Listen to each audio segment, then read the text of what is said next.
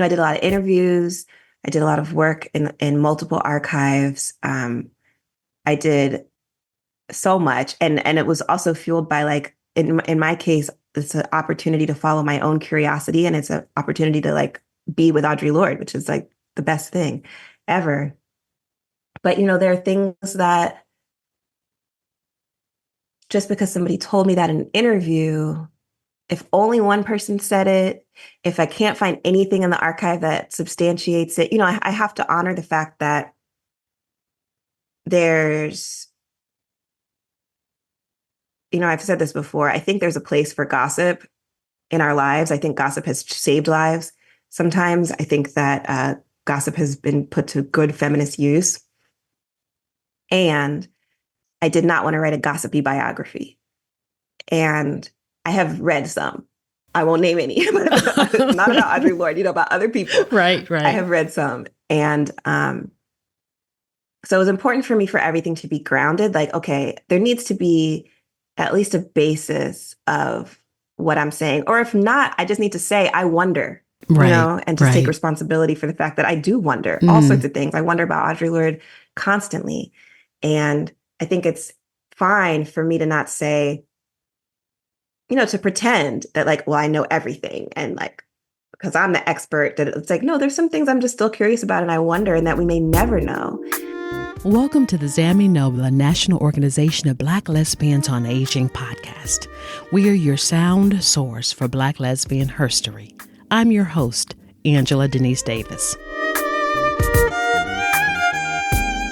It's always a joy to meet someone whose prolific nature speaks to the way they've been embraced and enriched by community.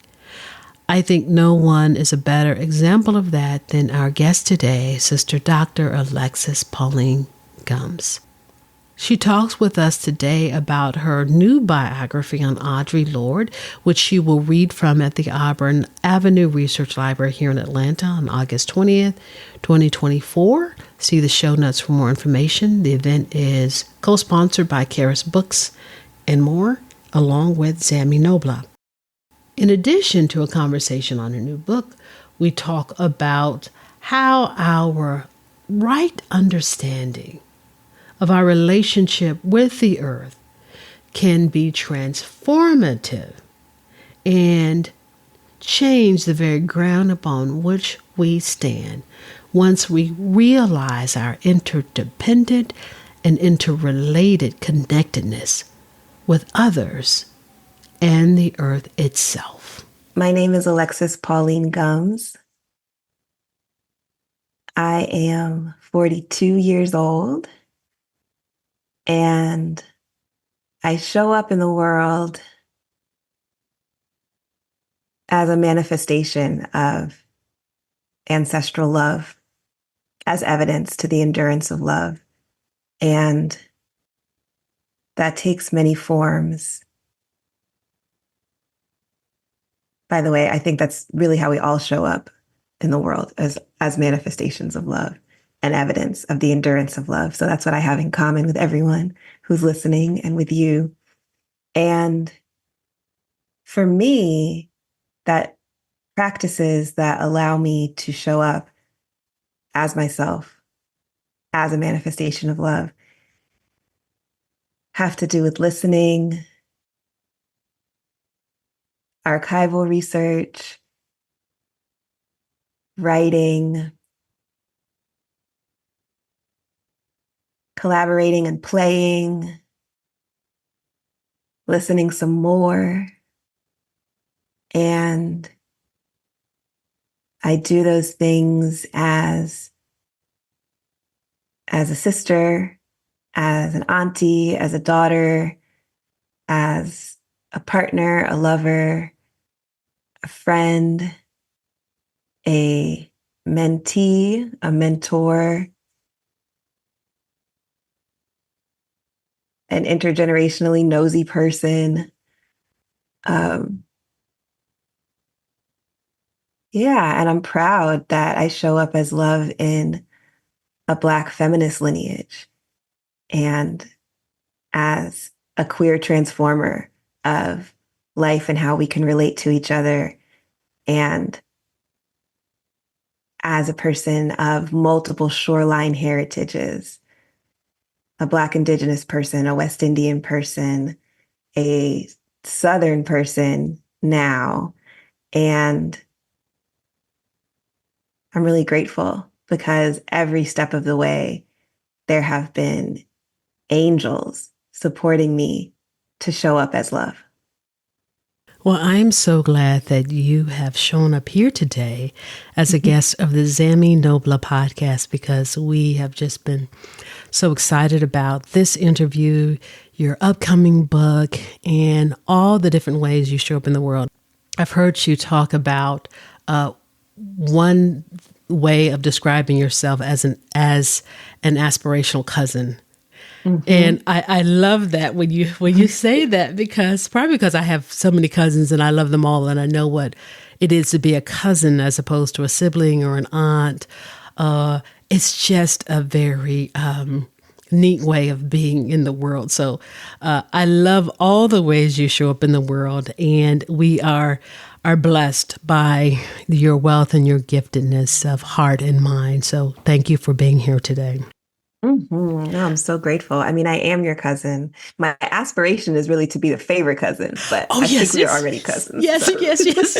I'm just trying to do my work to earn it. That cherished status. Favorite cousin is like, Yes. And maybe that's why I loved it even more so. It's the favorite cousin. Yes. Wonderful. Thank you. I want to start talking about your formative years. You're from Atlanta, and one thing in particular, and that is the role that Karis Books had in your life as a young person, part of a writing group. They will be celebrating their 50th anniversary next month, which is exciting, and they will be sponsoring your upcoming book event launch here in Atlanta on the 20th of August, which is equally exciting. So I want to talk a little bit about the way that writing group, the presence of that bookstore in your life, as well as something I don't get a chance to talk to my guest about that much, maybe with only one more other than you, and that is your family, your mom, your dad. And I say that because I met your mom, you and your mom, several years ago. And she was like, just this incredible light and this wonderful way of moving in the world. And I saw the way that she loved you. And I think we all remarked in the room, particularly what we were talking about, it's mothering mothers and daughters, and how she loved and affirmed and supported you as a queer woman. And it was just such a beautiful thing. So a little conversation about your formative years, the role that books and writing and a way that facilitated writing supported the love and encouragement and enrichment you got from your home. Mm-hmm. No, thank you so much. I love that framing and I love that question. Yes, I am blessed to have parents, my mama, Pauline Mackenzie, my dad, Clyde Gumbs, who have loved and supported me so deeply and so profoundly.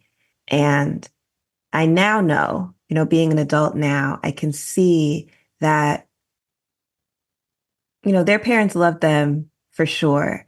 But my parents both grew up with a lot of expectations on them, somewhat narrow idea of what it might mean to be successful. They both come out of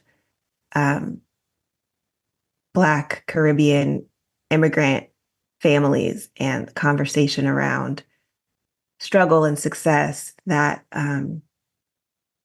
they actually both had to resist and shake off in some huge ways. And I actually watched them do that during my lifetime.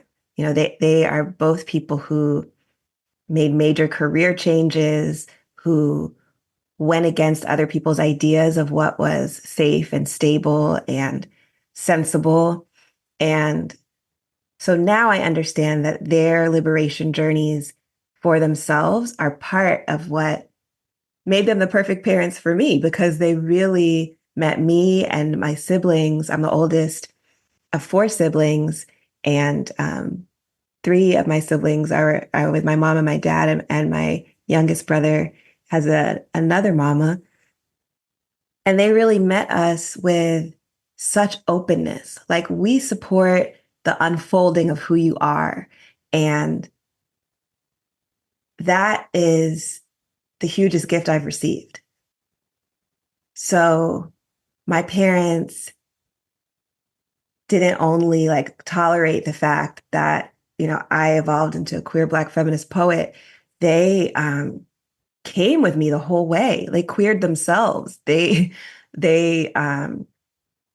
learned more about feminism and brought themselves into Black feminist community. They made my mentors their mentors. They read the books that I was reading.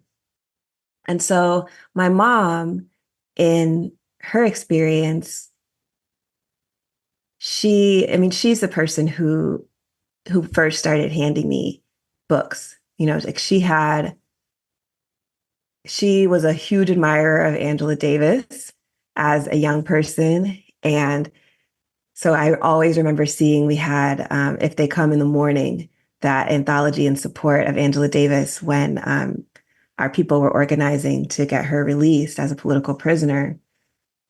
I remember that image as one of the first books I've ever saw.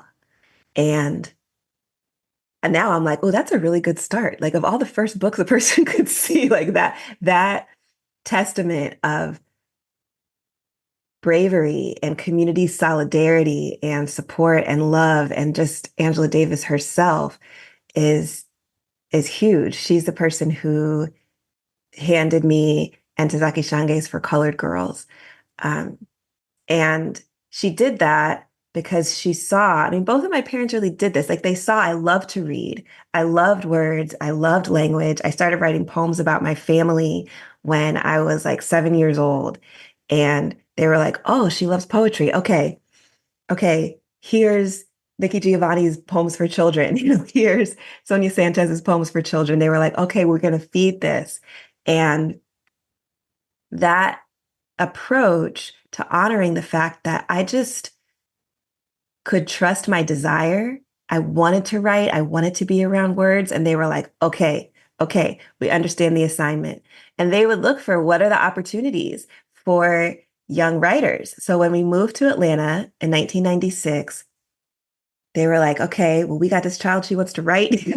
Like, she is a writer. We honor that. And so what is there to do? And so I became part of Youth Communication, which produces the By Teens for Teen Atlanta-wide newspaper Vox. And that was my first entry into the community for young writers in Atlanta. And so Karis Books and more collaborated with Vox on a series called Seen and Heard. And it was an exhibit that was countering the idea that young people should be seen and not heard. And it centered youth photographers and youth writers. So actually, my dear friend forever, one of my best friends that the universe could ever give me, E.R. Anderson, we went to the same high school, and E.R. took a portrait of me, and I wrote a poem, and it was part of this exhibit. And that's how I learned about Karis. And I was like, what? They have a weekly space for young women to go write? I'm in there. My parents are like, we're going to do what we got to do. Like, yes, you have to be there because you are a writer. And that's how I got the gift of getting to spend so many afternoons surrounded by feminist books and facilitated by Linda Bryant, co-founder of Karis, in following my imagination and feeling the support of other young writers, and, opening up, just being able to run through the bookstore, open up any book and be like, oh, okay, that's my prompt for today. And where does that take my imagination? And then the huge gift, this is my deepest wealth to this day, the huge gift of being connected with other Black feminist writers.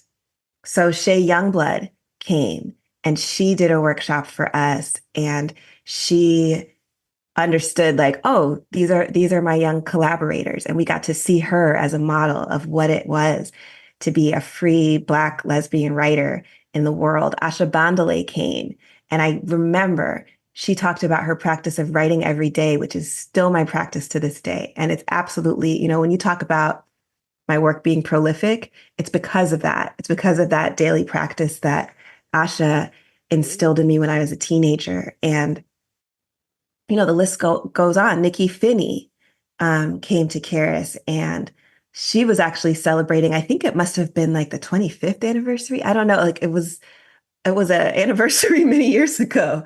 That's the first place where I remember hearing Nikki Finney talk about being the oldest granddaughter. I'm also the oldest granddaughter. And she offered this poem, Hurricane Beulah. You may have heard her do this poem. It's in honor of her grandmother, and it's one of the most beautiful poems ever written.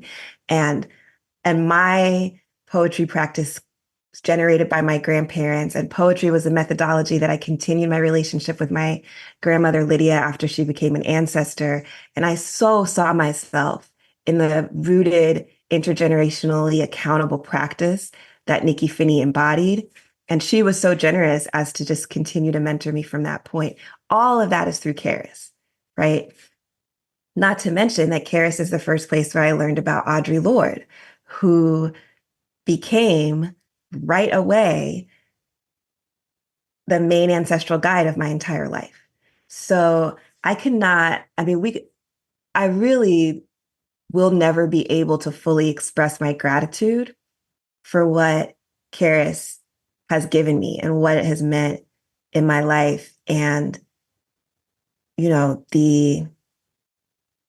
every single book that I've ever written has been launched at Caris. And that will be the case forever. And even when the book that I wrote was a stapled together pamphlet of poems that I was using as a fundraiser to go to Brazil as part of my work with the International Black Youth Summit, it was like, yes, we will have a launch for you at Caris, So I really feel like the blessing that my family of origin was like, you're a writer? Okay, then you're a writer then. And just to take that seriously and be like, go for it. And we are going to just do everything we can to support you to have opportunities to write and to connect with other writers. And then Caris becoming a chosen family, such a generative space of saying like, okay, you're one of us. You're one of us, like come into this lineage and draw on the love and support. And I can't overstate what it means to be taken seriously. Like there's a difference between taking someone seriously and then looking at someone and saying, be serious, right? Because as children, I'll speak for myself. I think this is true about other children, but I know for myself as a child, it's like we have a deep knowing, a sense of what we want to move towards, what we're attracted to, what feels right to us. This power of the erotic that Audre Lorde talks about, this sense of like, this feels right to me. And often part of our socialization in this society is being told like, that's not important. That's not the right thing. That's not worth your time.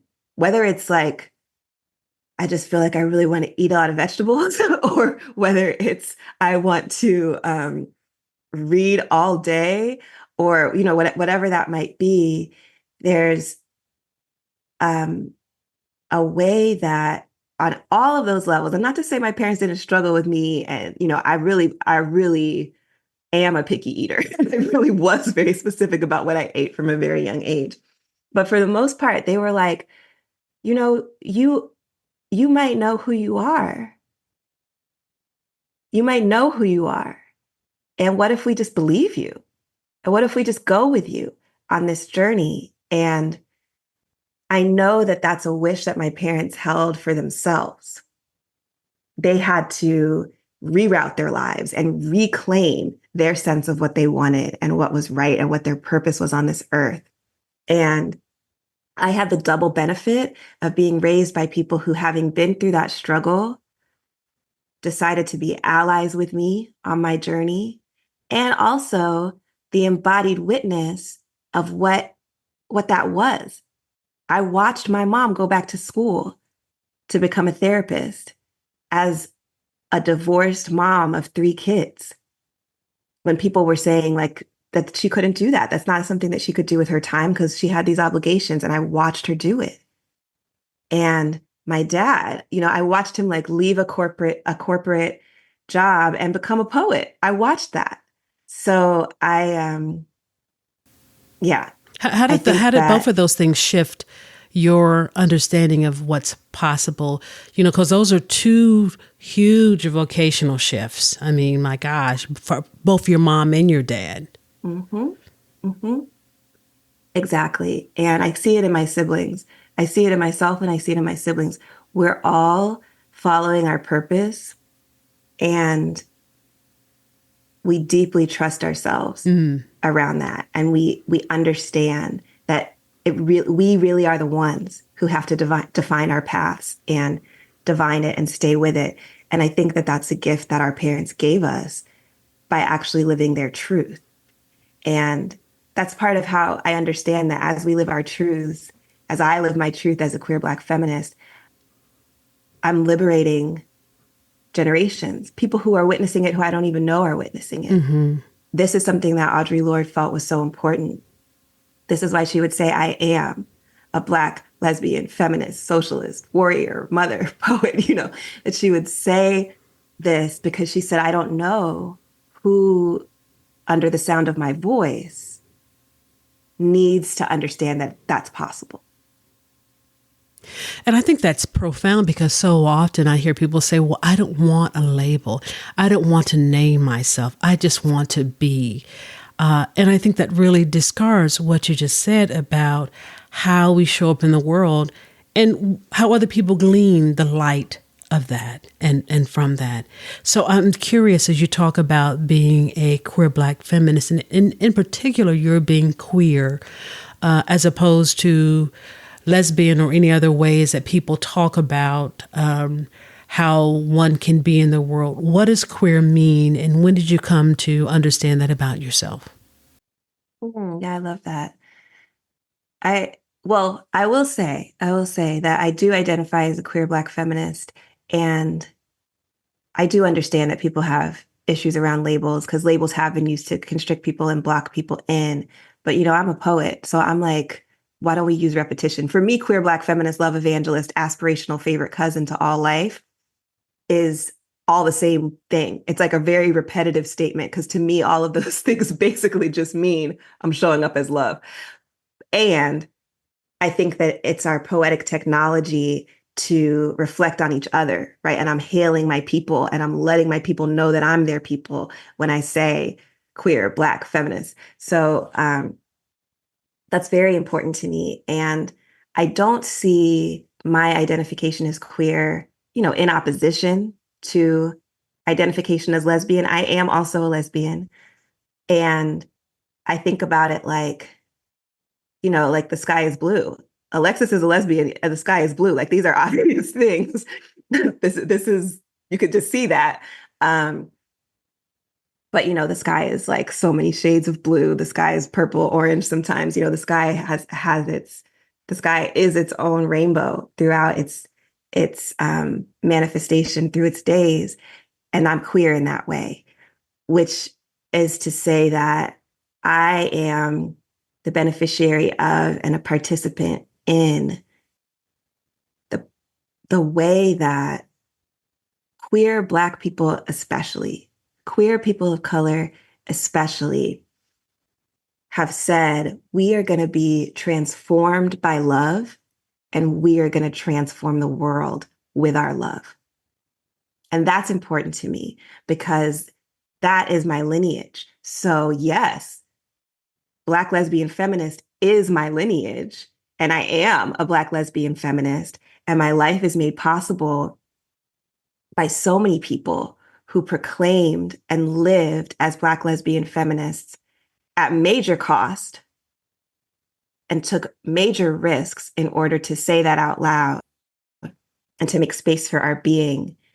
And the queer part is important to me because I'm not only saying who I am a lesbian.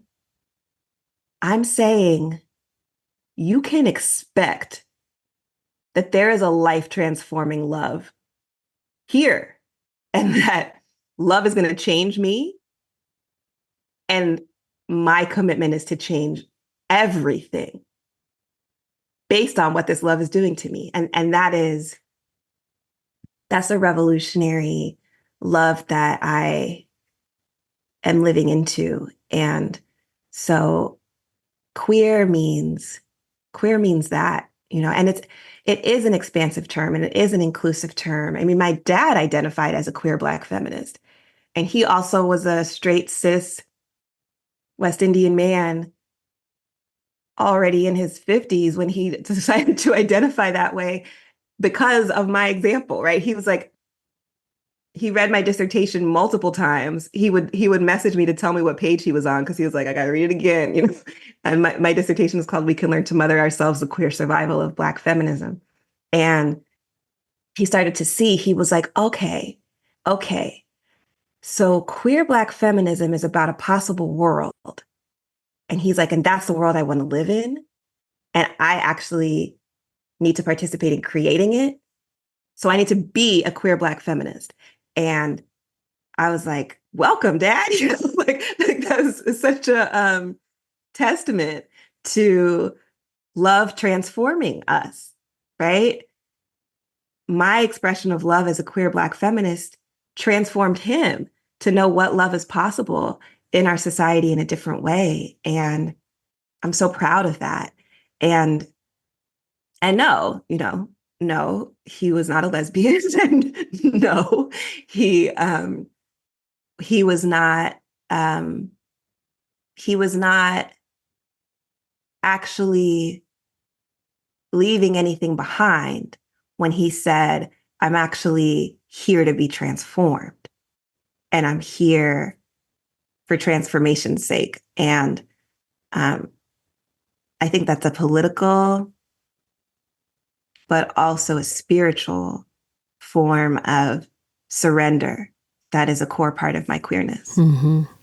And I think that's really part of the power of just that word when we think about the idea of turning things on its head and really presenting new possibilities that are so different from what we perceive to be normative. And I'm not for sure if I like that word, but that's kind of what comes to mind now.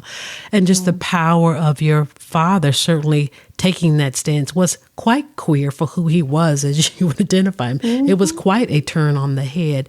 And I love the way you talk about your father in this interview and in other interviews I heard, in almost the same way that you wrote about Audre Lorde and her father, and the support of your fathers, because we hear so much about Black women and Black queer women talking about their mothers.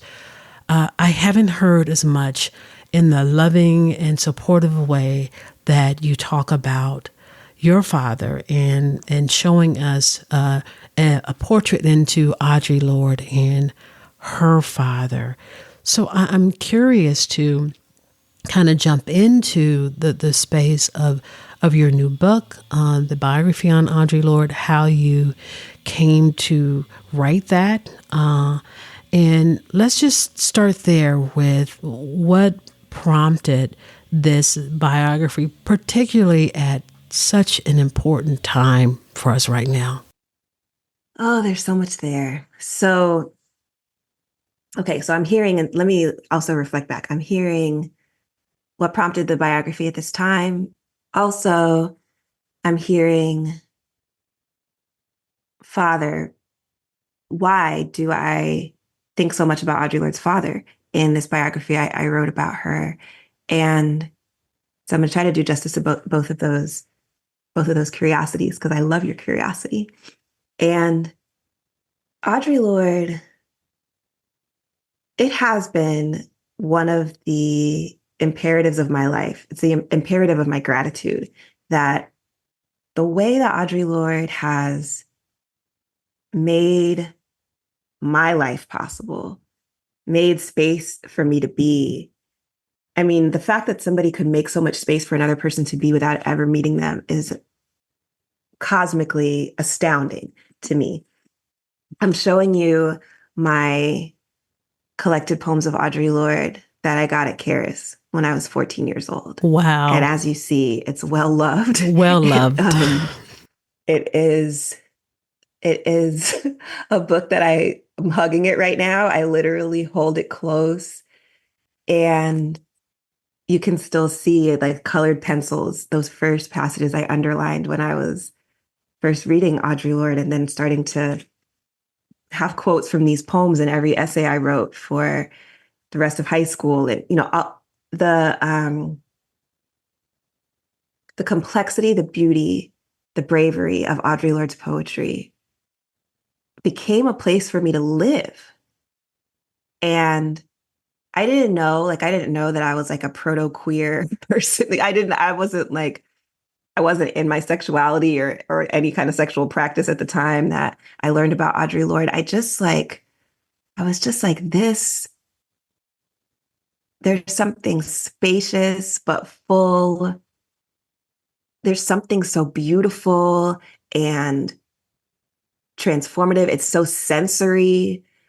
Audre Lorde's poetry just like, I knew that if I started there, where I would end up would have space for the fullness of whatever I needed to experience. And I started to use that book as an oracle, like I would be like, I don't even know what to do. I would just open to any page and I would be like, okay, start here. And I have been really trying to honor the gratitude of that blessing ever since. And so I've had the gift to be mentored by Audre Lorde's students. Asha Bandele, who I mentioned, was a poetry student of Audre Lorde at Hunter College. And Cheryl Boyce Taylor, who has become another one of my teachers, was a poetry student of Audre Lorde at Hunter College. Jewel Gomez, right? All of these people who I've actually been able to know and learn from in my life are also gifts because their poetic life was sourced by Audre Lorde. So my gratitude is compound. I mean, I don't know why it comes to me to speak in like economic terms, but when you talk about compound interest, you know what I'm saying? It just, the abundance of blessing it's impossible. It's really there. It definitely exceeds financial terms or any numerical calculation. And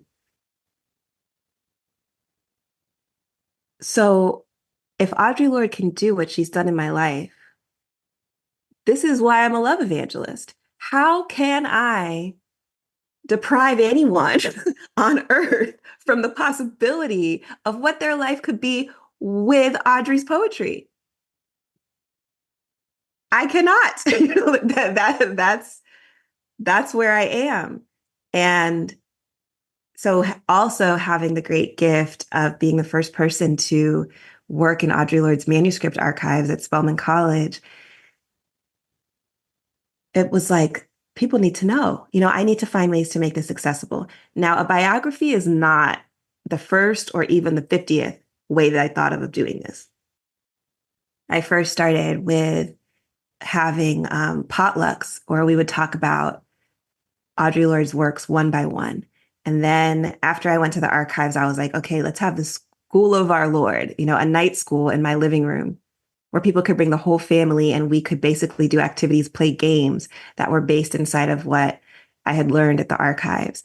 And then I started doing site-specific oracle alphabetizations of the poems in this book, the collected poems of Audre Lorde. And basically it was a by every means situation. I think I did a podcast at some point that I've like lost track of, like every single way. And what that has meant is the same thing, as saying who we are. It has meant that people who have seen my commitment to her work and who share that have come into my life. Dr. Gloria Joseph learned about the School of Our Lord, and she invited me to come live with her in St. Croix and help her as she was creating the bioanthology she created, The Wind of Spirit, The Life, Love, and Legacy of Audre Lorde. And there became this, I guess what I'm trying to say is I never set out to be like, I will be the authority on Audre Lorde, It's just that, I mean, Alexis DeVoe, who herself was a main figure of my dissertation, We Can Learn to Mother Ourselves, The Queer Survival of Black Feminism, came into my life, and we got to choose each other as family, and has the same birthday as Shango Dare, who is also a Ebony Noelle podcast person, also the love of my life. And so just like all of that converged into this particular moment when to just say the truth about how our community really is. Shango Dare's 40th birthday, we had a whole queer revival. Y'all can listen back to Shango Dare's episode of Ebony Noelle if you want to understand the divinity of this queer being. It is truly a miracle that Shango Dare exists, and it's something I'm grateful for every single second. Very honored to get to witness up close as their partner. So we had this great celebration. Sharon Bridgforth, Omi Oshun Joniel Jones, Alexis DeVoe, Sakari Ekine, Priscilla Hale, they all came and stayed with us to celebrate this weekend.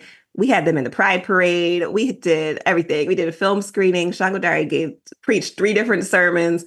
It was phenomenal. And one of the things that happened that weekend in the kitchen is that Sharon Bridgforth interviewed Alexis DeVoe for her podcast, Who Your People Is. And she asked Alexis, how did you come to write Warrior Poet? First biography of Audre Lorde, released 20 years ago in 2004.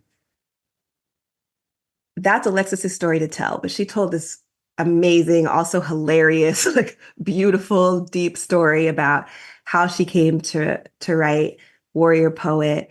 And then, it maybe was like 25 years to the day from when she first started to write Warrior Poet, or maybe it was 35 years. Anyway, I don't want to mess up her story, but then she said, and what I don't understand is why nobody else has written another biography since then. And everybody in the kitchen turned around and looked at me like, girl, what you doing? And I tried to hide behind my cup of tea or whatever, because I was just like, I'm not a biographer. Like that's not one of my things that I've claimed. When I tell you, the next day, our beloveds, they left, they went back home to where they live. They left North Carolina. And I got a phone call from Tanya McKinnon, the amazing Black feminist who's now my agent, saying, really seems like it's time for another biography of Audre Lorde. And I've been asking around. I didn't know Tanya McKinnon at all until this day, where she got my phone number from another amazing Black feminist writer, Brittany Cooper, a mutual friend and someone I admire so much. She said, yeah, I've been asking, and everybody keeps saying your name. And I was like, what? So like at a certain point,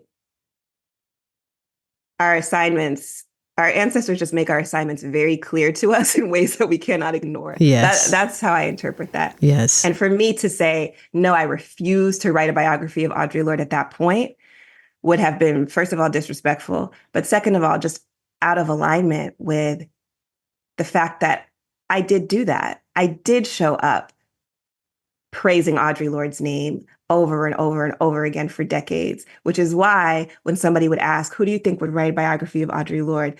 That's the answer that she got, right? So I also had to follow the consequences of my own actions and gratitude.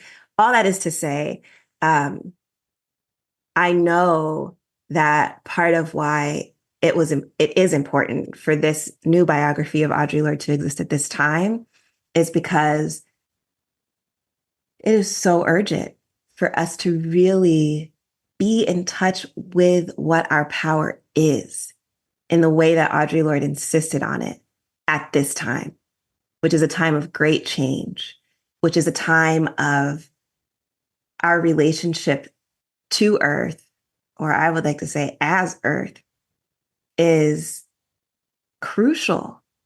And so I understand that I also had to submit to that greater work. Sometimes I talk about it like Audre got something to say. She has something to say now, and it needs to be said loudly. And for me, it was a big reach. It was a big growth because I had never published with one of the main publishers, the big corporate publishers of the United States. And I didn't necessarily have an intention to do that.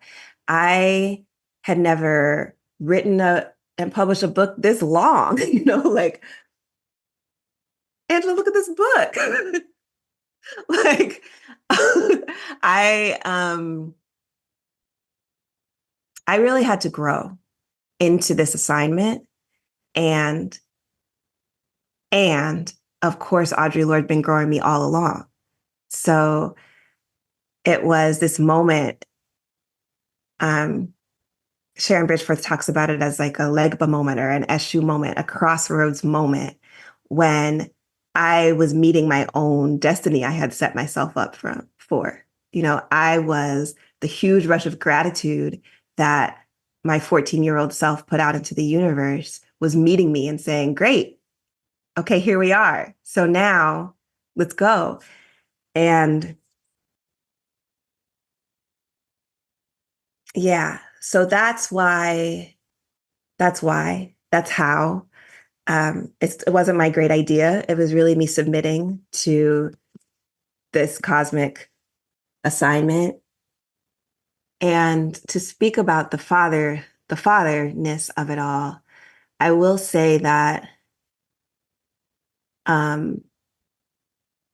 it is interesting. It also, this is happening it had been a couple years since my dad passed away. And my dad had really a big sense of who I was. Like my dad would be like, you should be on Oprah, like you should be here. Like, what about this? Like he was like, you're a big deal. And I absolutely have loved myself and, felt loved by the universe, but I didn't necessarily feel like, I don't know if I'm trying to participate in all that. And he's like, what? Like this really grand vision. And Audre Lorde's dad thought she was a big deal too. He thought it was so important for her to have access to books and to write. And not to say that he necessarily thought she would be a grand part of literature that she is today, but he was always like, you could do anything. You could be a doctor. You could be a lawyer. My daughters could do anything. And that was an important part of who he was. And then the way that he actually practiced that was by bringing home like pallets of books, really advocating for Audre to be able to go to schools that were not really trying to make themselves accessible to Black girls at that time. He really respected her relationship with language and with literature. And because of that, he actually also was a primary ancestor who I had to listen to in the creation of this book. And I didn't really realize it until I was like, okay, Audre Lorde has written a lot about her mother. And she has written about she always is writing about her father, but it's a little bit like shrouded. You don't see it in the explicit way that you see the mother-daughter theme of her work really coming forward. Mm-hmm. And I don't know which happened first, but two important things happened for me in this process. One was I read this interview that Audre Lorde did for Christopher Street magazine, and it was about It was on fathers. It was basically like interviewing lesbian and gay writers about their fathers. So other writers were in there talking about their fathers. This was the only place where it's like Audre Lorde's only supposed to be talking about her father. She even talks about her mother a lot in that interview, but she also is prompted to talk about her father's relationships to books. Her father, the only time she remembers her father and her mother not being like a united front in their very strict disciplinary West Indian household, is that Audre wanted to read a book that was banned. And her dad was like, she should be able to read that book. And this also, I think, is instructive in a time where so many books are being banned. But he was like, no, no, no, no. She better be able to read everything she wants to read, because this is part of something bigger than just like respectability. Like, she got to be able to read this. And she says something that I can never stop thinking about. She says, I knew that if I really wrote, if I really distinguished myself, that he might not like it, but he would respect that. And then she said, I could have won the Pulitzer Prize at age 13. And to my mother, it wouldn't have meant anything if I didn't like do my chores and come home on time, but it would have meant something to him. And then she went on to describe how the interviewer asked her, and this is where I end that chapter that you're mentioning. The interviewer asked her, what would you say if you could talk to your father right now? And she said, I would say, you really ought to be proud of me, because I'm actually doing it. I really am. And my heart, oh my goodness, Angela, as a person who,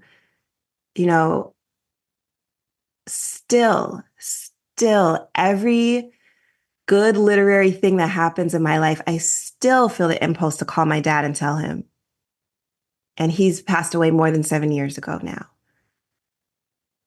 That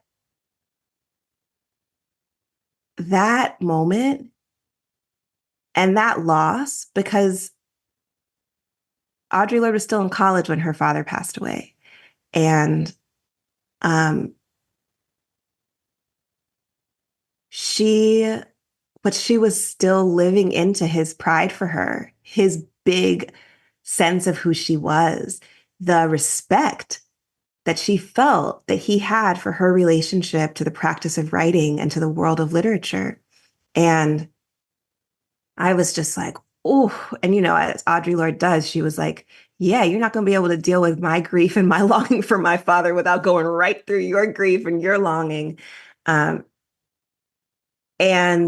then, or beforehand, I did have this experience. And, I listen to ancestors. I'm an ancestral listener. That's what my creative practice is. And I know people understand that in all different ways who are listening to this podcast. But ancestors be waking me up in the morning with specific assignments. And so I woke up one morning. It was Byron Lord. Audre Lorde's father was like, you need to look up hurricanes in Barbados. And I was like, okay. I mean, I know he was from Barbados. I know that a hurricane's really important to Audre Lorde's work. She identified as a daughter of Oya, the Yoruba deity of the hurricane, the whirlwind, the winds of change, which was the name of the publishing company she and Gloria Joseph started later in her life. I know that surviving Hurricane Hugo was really formative for her in the way that she thought about ecology and the urgency of our relationship to this planet. So I was like, okay. And I just looked it up and I was like, oh, one of the biggest hurricanes to ever hit the Caribbean, they called it the Great Windward Islands Hurricane, was in 1898, the year that Byron Lorde was born. And he survived that hurricane as an infant in Barbados. And I was like, he just wanted me to know that. There were all of these moments where I was like, okay, this is important. Finding his documents, like his draft card and his birth records, his baptismal records, and realizing that before Audre Lorde, told us all about a new spelling of our name in Zami, her most beloved, I think most read book, Byron Lord actually changed the spelling of his name in order to actually distinguish himself or maybe separate himself from his father. And I was just like, okay, these are important connecting points. And I just felt like he actually was really making his presence known and felt throughout my research process. And that actually for him, what's at stake in Audre Lorde's legacy, so like what work this biography could possibly do, is actually important to him and is meeting up across time with the energy that he put forward towards her having an eternal life, because it was a life of letters and a life of literature, and my own assignment to participate in her eternal life. So, but I know that my sensitivity to that and my desire to honor that and my diligence with research with that in mind also has everything to do with the fact that this is something that we have in common. My relationship with my father and her relationship with her father are not the same. She felt like her father wasn't affectionate with her. My father definitely was affectionate with me. I don't think her father would ever have identified as a queer Black feminist, and my father did. I'm not saying that our relationships with our fathers are the same, but our relationships with our fathers are both central, formative, and literary. And yeah, I'm really honored to have been able to bring that forward. I've already seen, like when we were recording the audiobook, the sound engineer, bless his heart, this is some white guy from North Carolina who loves sound. I am making up a life for him, but I think he's probably like in a band, super cool, really good at what he does, good listener. Mm-hmm. He was so emotional as a father. He has a 6-month-old daughter learning about Audre Lorde. And I want that, right. I want that people are like, oh, right. I have something to learn about Audre Lorde because I'm a father. Right. Or because, whatever. There's so many different access points that are there in the book, but that's a very important one. Will the audiobook come out at the same time as the Yes. Oh, wow, that's great. Yes. August 20th, same exact date. Oh, perfect. That was important to me. Oh, yes. For accessibility and people like me. Yep, love it. for the love, and it's all in my voice, which was very emotional for me. But I'm very glad because wow, I just want the love to come through. Wow. Oh, perfect. I can't wait. I think the reason that the whole father piece to me is so strong is because I didn't realize until my father died in 2020 that I would have been a father's girl if I had listened much more deeply to him when he was alive than to him now that he is gone. And so it speaks to what you just said about, the longing and the grief that Audre Lorde said, if I'm going to experience it, you're going to experience it too as a writer and as a reader. And I'm hearing that as you talk about your father and as you write about Audre Lorde's father. And there's a real thread that can come through in writing that connects us. And we're not far from that experience, that shared experience, if we listen deeply to it. So I'm excited about just your work with this subject matter of Audre Lorde, and I just know it's going to be a wonderful gift. I'm also curious, though, because biographies are a biography is a different type of beast, and by that I mean it requires I think, in my judgment, a certain, never having written one, but as I perceive what the job may be yet, what the job may be, that there is an opportunity to measure how objective one may be with the subject matter, especially when the subject matter is so close to heart. And I'm wondering, as you wrote this book, were there things that emerged about the life of Audre Lorde that you came to know about her that you kind of wrestled with, negotiating how you would put that in print, or if you chose to put that in print? That's such a great question. Yeah, I think that, well, one, objectivity. I'm not objective, obviously, as everything I've said about Audre Lorde. Like, I'm not and I don't think that I would write a biography of someone who I just had so much objective distance from, that they were just, whatever their life was didn't matter to me. But I hear what you're saying. I think that there's an ethical responsibility, I believe, as a biographer to really, really research well. I did a lot of interviews. I did a lot of work in multiple archives. I did so much. And it was also fueled by, like, in my case, it's an opportunity to follow my own curiosity. And it's an opportunity to, like, be with Audre Lorde, which is, like, the best thing ever. But, there are things that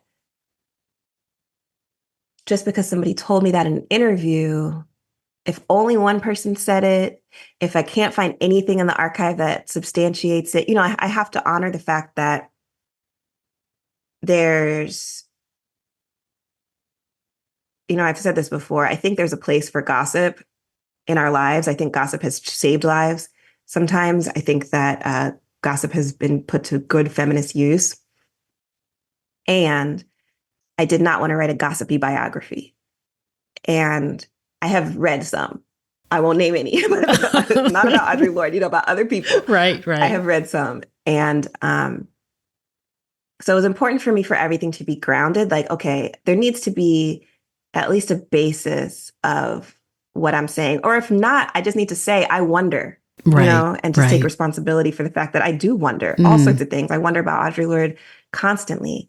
And I think it's fine for me to not say, to pretend that, like, well, I know everything. And, like, because I'm the expert, that it's like, no, there's some things I'm just still curious about and I wonder, and that we may never know. And then it's also thinking about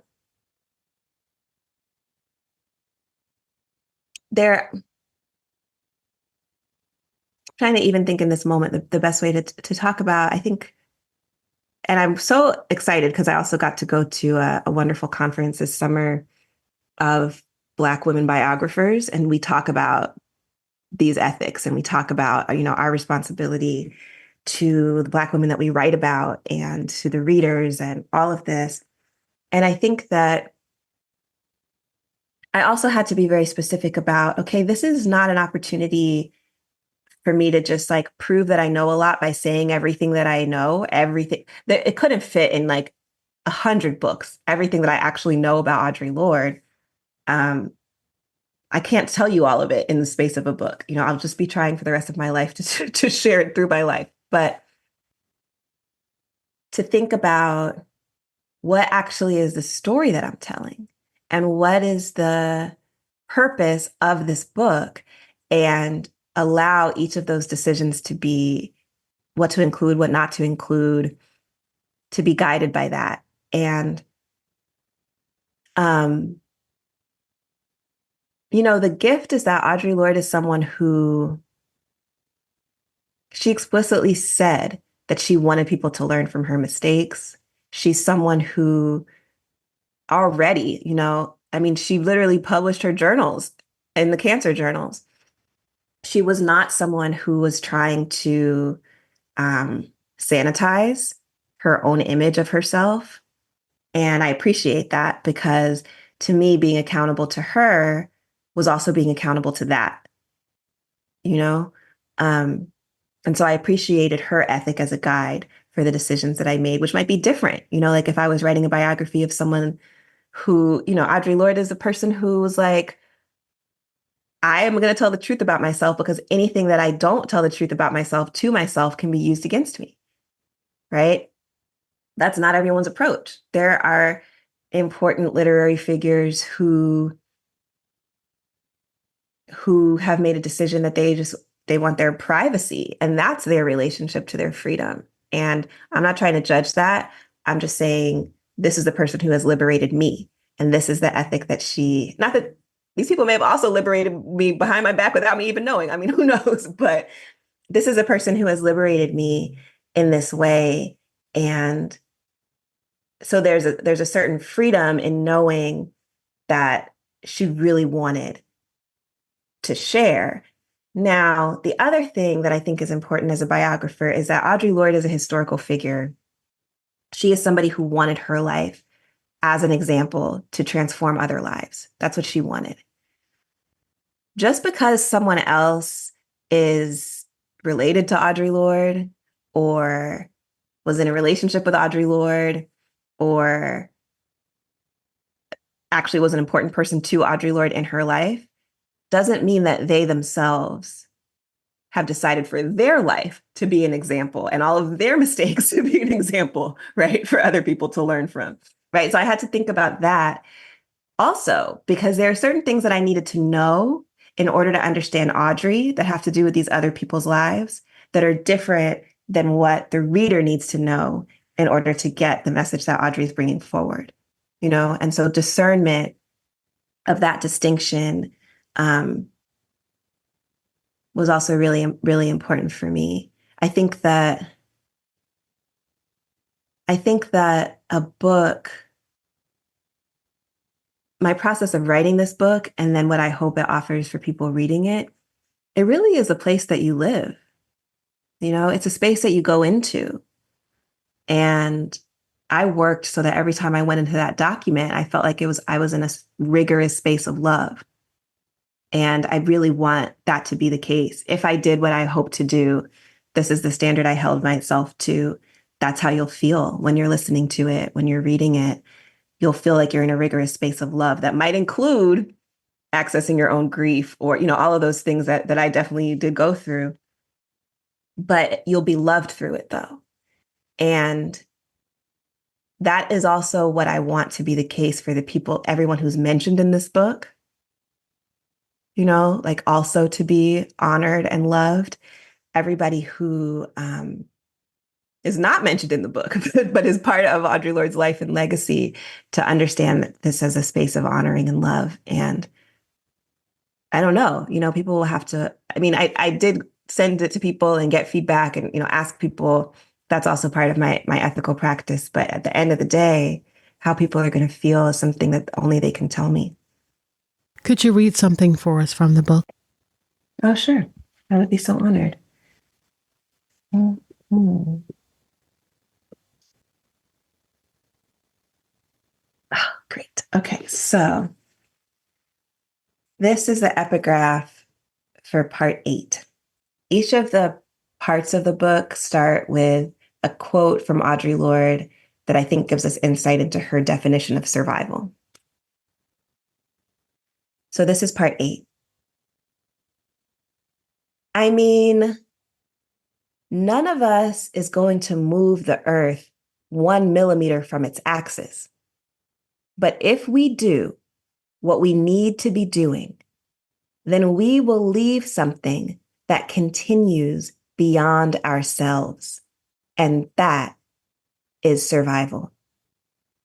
That's Audre Lorde on WBAI 1982.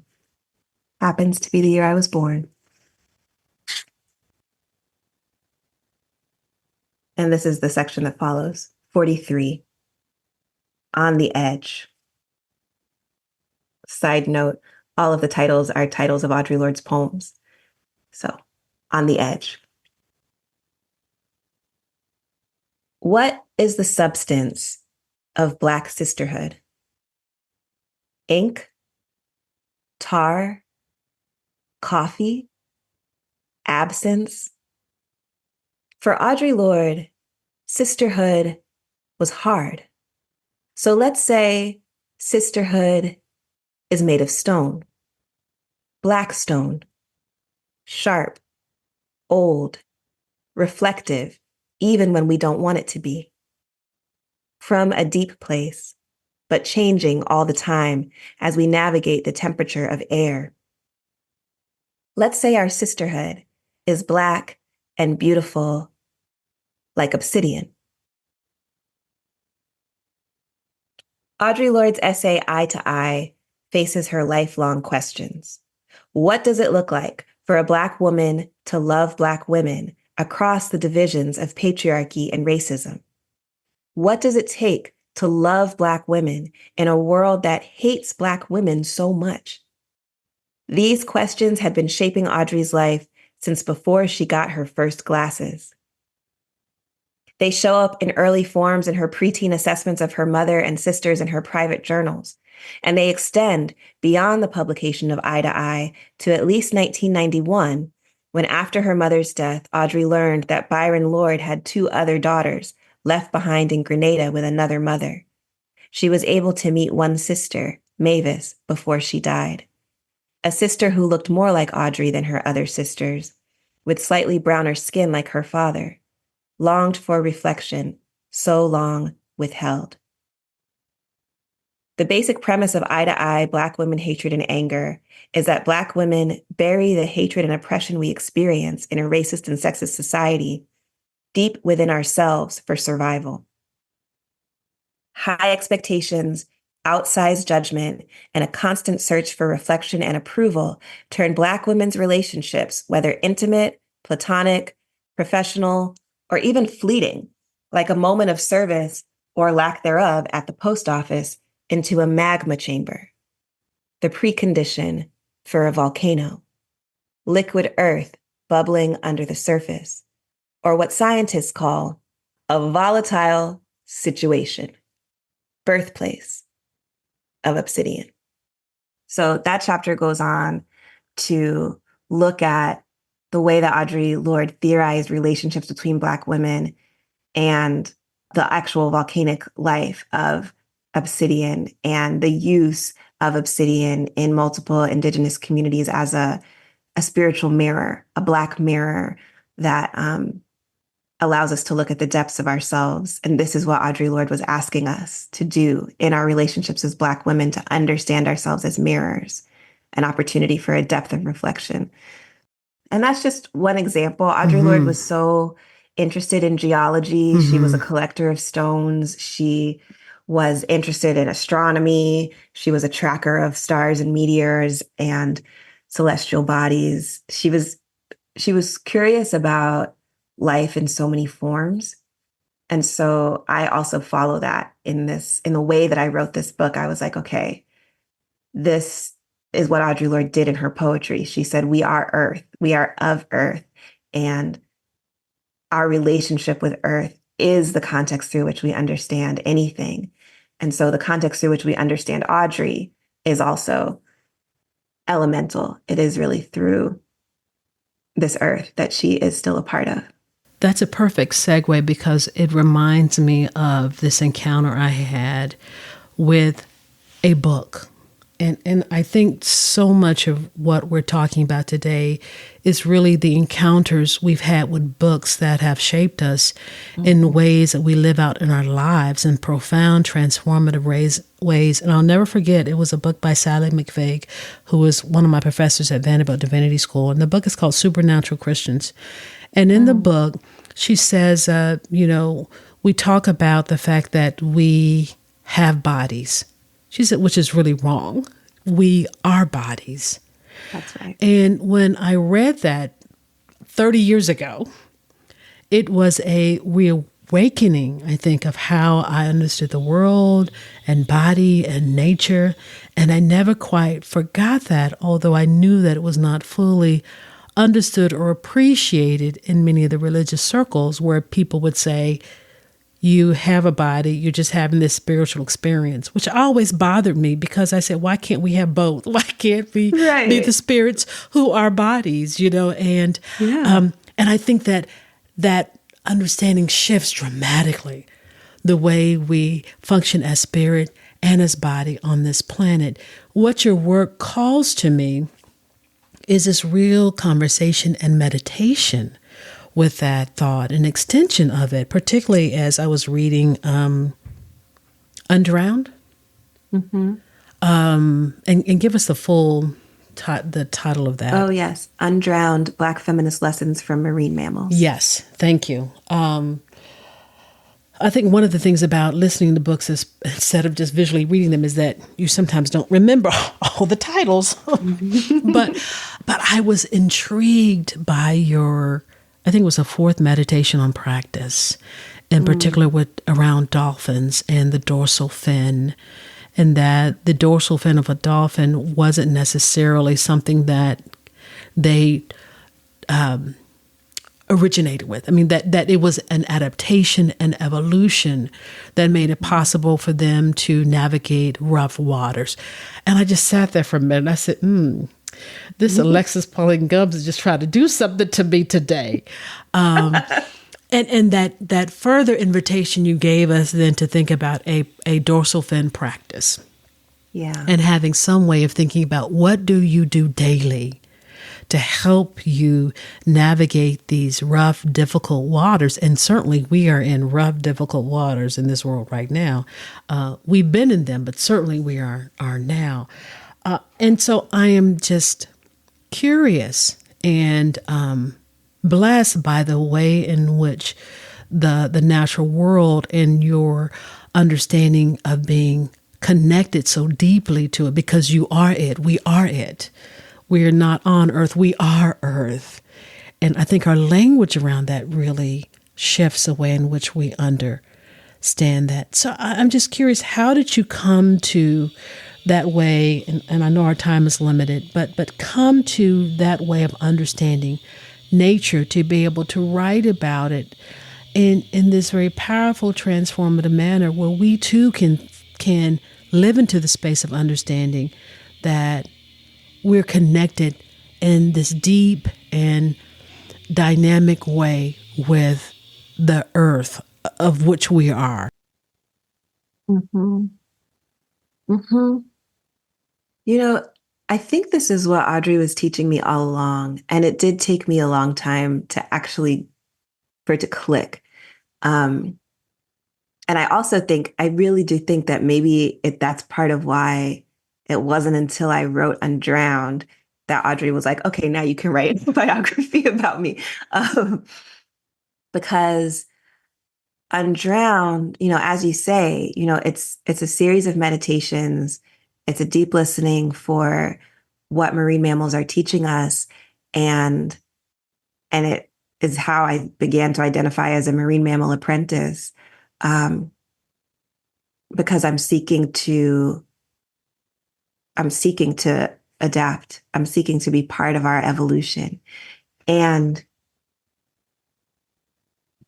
yeah, there's so much there. But the moment in Audre Lorde's work that really says it. So I started to get this sense because I was like, okay, I'm reading her poetry and I'm realizing I'm learning about her, and she's not playing around. Like, she's not just like mentioning, if she mentions obsidian, she's not just like casually mentioning it.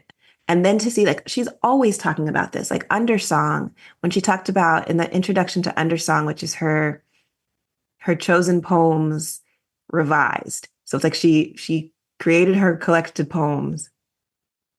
And then she, after Hurricane Hugo, without electricity, sat and revised the poems of her life from her teenagedom until, she was in her late 50s at the time she was revising them, mid 50s. And she says, well, it has to do with the bedrock of the poem. And then how the light of the molten light that comes up through it. And I'm like, who else talks about revising a poem? And you got to learn geology to understand what they're even saying, right? So I had to learn so much geology. And that's when I realized, I was like, oh, it's not metaphorical for her. She's not saying poetry is like the earth in that it has a bedrock and there's molten light that can come through. She's saying, this is all one thing. And so she's not using metaphors about nature to write about her relationships. She's teaching us that Earth is a relationship, actually constituted by a ton of relationships. The relationship between seismic plates and how it becomes a volcano.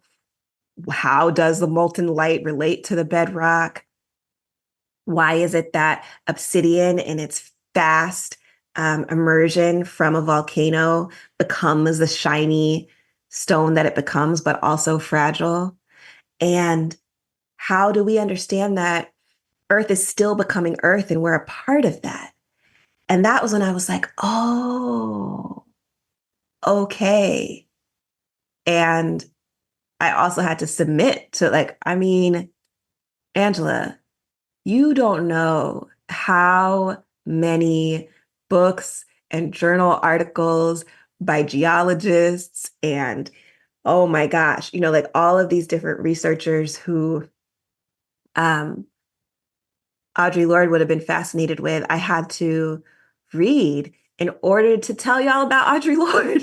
Like that was part of the assignment that I didn't even know was part of the assignment until I was in it.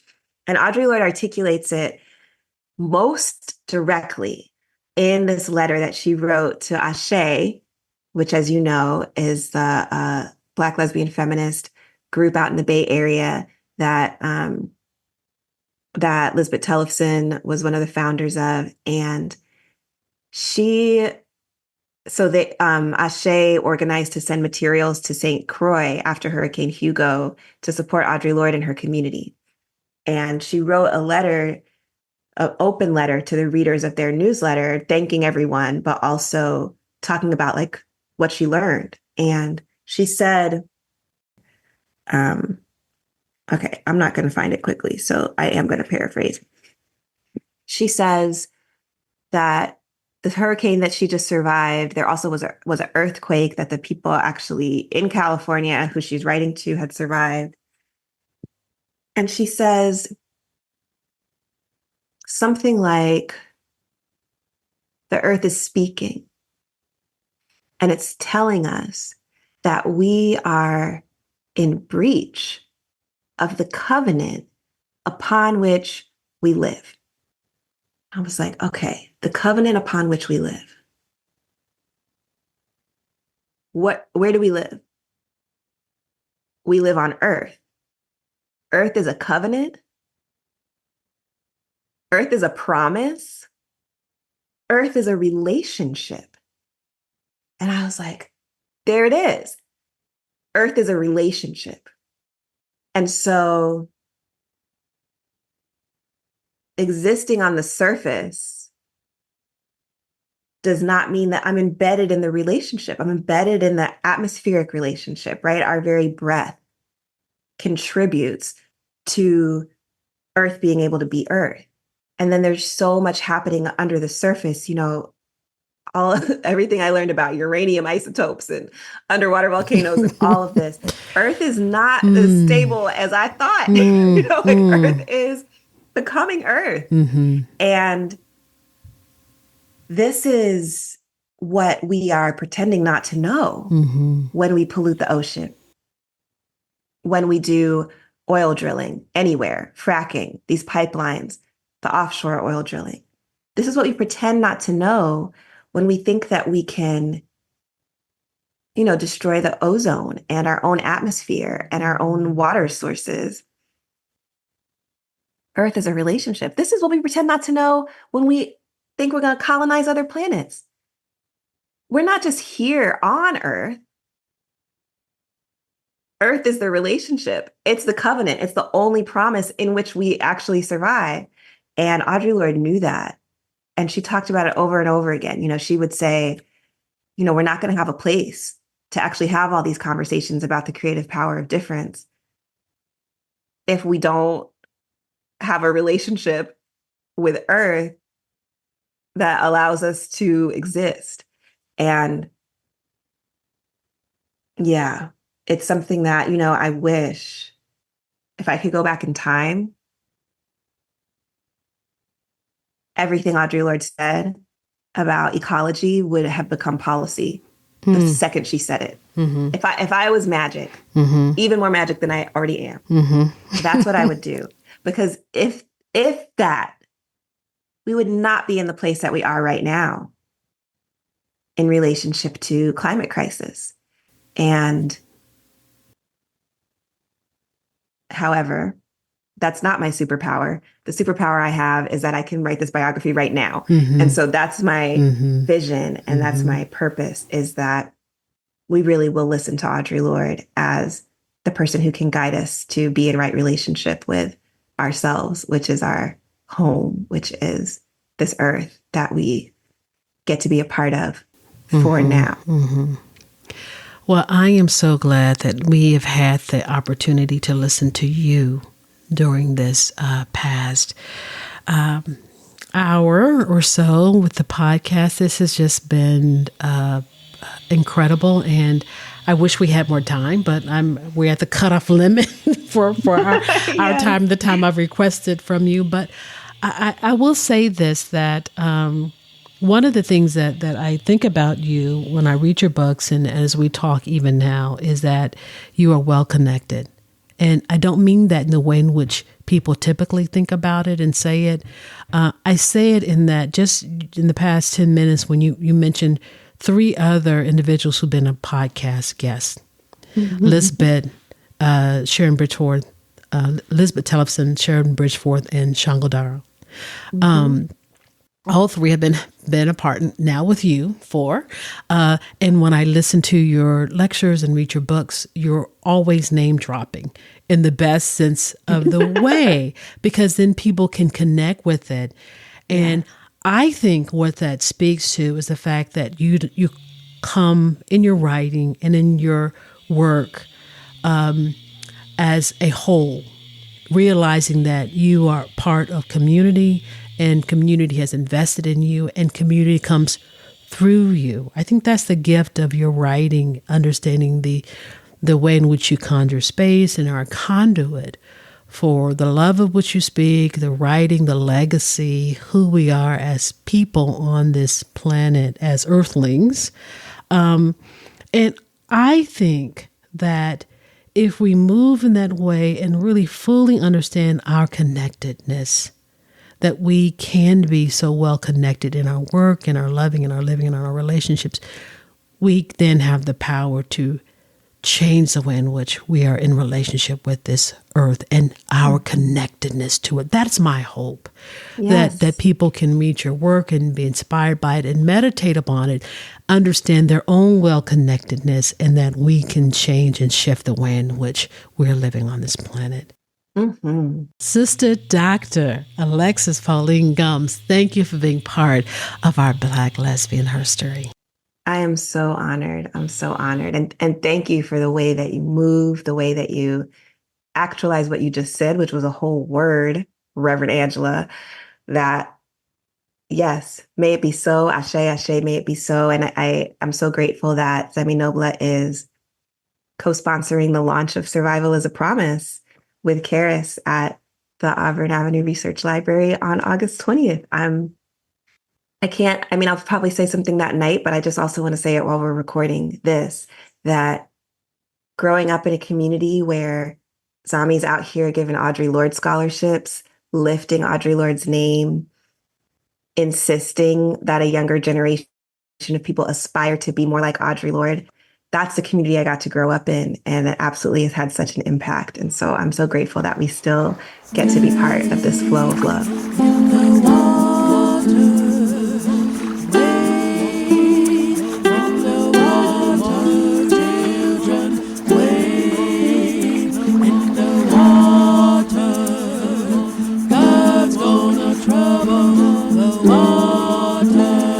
Sister Dr. Alexis Pauline Gumbs, thank you, thank you, thank you. What a wonderful conversation that really pulls us into place, literally place, about our relationship with the earth we share, with our environment, with each other, and the ways in which we can really do better, y'all. we can really do better. Establish a practice, do the meditation, listen deeply, because we're called at this point in time to show up and show out, to do the work that we are called to do. I know you enjoyed that conversation. That was phenomenal. It was phenomenal. I'm so grateful. And I just encourage you to develop a practice, as Alexis mentioned in her book, a dorsal fin practice, something that encourages you and gives you the power and the fortitude to be present in the world in the midst of all of these troubling, difficult, chaotic waters in which we live, be they political, social, spiritual, financial, just the difficulty of traversing these waters, and do what our ancestors did. Wade in the water. Wade in the water and trust that it's going to be okay, because there's another side you are called to stand on, another shore you're called to walk on. If you have enjoyed this conversation and you love the podcast as much as I love doing it, then I need you to write a review wherever you get your podcast and tell folks about it. Sing from the rooftops about how you enjoy what we do here on the Ebony Noelle podcast, and share the link. Send it with somebody you know who would appreciate all the hard work that goes into sharing these incredible stories that I am so blessed to be able to gather and share with you, our listeners. Thank you so much. And until next time, have a sweet one.